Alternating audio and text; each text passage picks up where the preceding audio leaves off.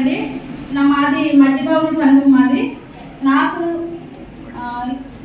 నాకు తల్లికి వందనం కాదు. ముందుగా నా కూతురు ఇంటర్మీడియట్ చదువుతుంది సార్. తనకి 13,000 రూపాయలు మా అకౌంట్లో జమ అవ్వడం జరిగింది. నేను ప్రైవేట్ కాలేజీలో చదివంత లేకపోయినా గవర్నమెంట్ కాలేజీలో ముందుగా జాయిన్ చేశాను సార్ మా అమ్మాయిని. గవర్నమెంట్ కాలేజీలో చెప్పినటువంటిగా ప్రభుత్వ కాలేజీలో ఎక్కడా లేదు. కానీ ఇప్పుడు డొక్కా సీతమ్మ గారి ప్రభుత్వ పథకం కింద మా అమ్మాయికి మాకైతే మధ్యాహ్నం తినడానికి మాత్రం కూడా అసలు కొంచెం పరిస్థితి ఇబ్బందిగానే ఉంది సార్. మా అమ్మాయికి అక్కడ మధ్యాహ్నం బాక్స్ పట్టుకెళ్ళలేని కారణంగా అక్కడ భోజనం పెట్టినందుకు కానీ మాకు చాలా సంతోషం అనిపిస్తుంది. మా పాప ఇప్పుడు బాగానే చదువుకుంటుంది, మంచిగా చదువుతుంది. మన పేరెంట్స్ మీటింగ్ కూడా హాజరు కావడం జరిగింది సార్.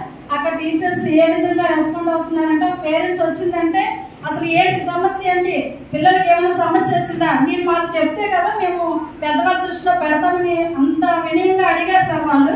కాలేజ్ వాళ్ళు కూడా చాలా బాగా అడిగారు సార్, రెస్పాండ్ అయ్యారు. మా అమ్మాయి అయితే చాలా బాగా చదువుతుంది. తర్వాత గాను మా అత్తయ్యకి రైతు భరోసా కింద 7,000 జమ అయింది సార్. రైతు భరోసా పిఎం కిసాన్ కింద 7,000 రూపాయలు జమ అయింది సార్ మాకు.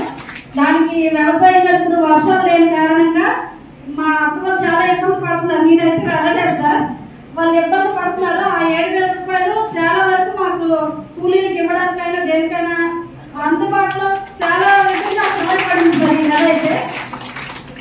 దాంట్లో కూడా ధన్యవాదాలు తెలుపుకుంటున్నాను ప్రత్యేకంగా. నెక్స్ట్ ఇప్పుడు సూపర్ 6 లో భాగంగా మహిళలను ఉద్దేశించి ఏదైనా చేశారంటే ఒక చంద్రబాబు నాయుడు గారు మాత్రమే. ఫస్ట్ ఈ సంఘాలు స్థాపించి మహిళలు ఉన్నారు, ఇంట్లో ప్రతి ఒక్క మహిళ కూడా స్వయంగా పట్టుకోగలుగుతుంది, తనను పైకి తీసుకురావాలనే ఆలోచన కలిగింది మాత్రం చంద్రబాబు నాయుడు గారికే మరోసారి ధన్యవాదాలు తెలుపుకుంటున్నాను సార్.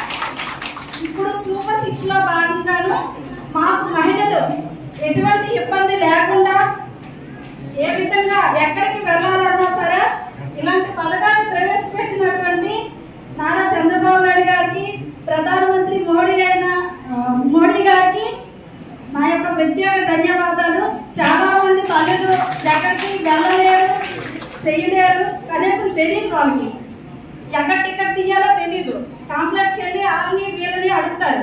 కానీ ఇప్పుడు ఆధార్ పట్టుకెళ్తే చాలు మాకు బస్సులో ప్రయాణం ఫ్రీగా జరుగుతుంది.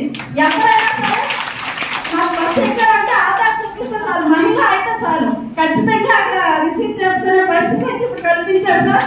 దానికి మాకు ధన్యవాదాలు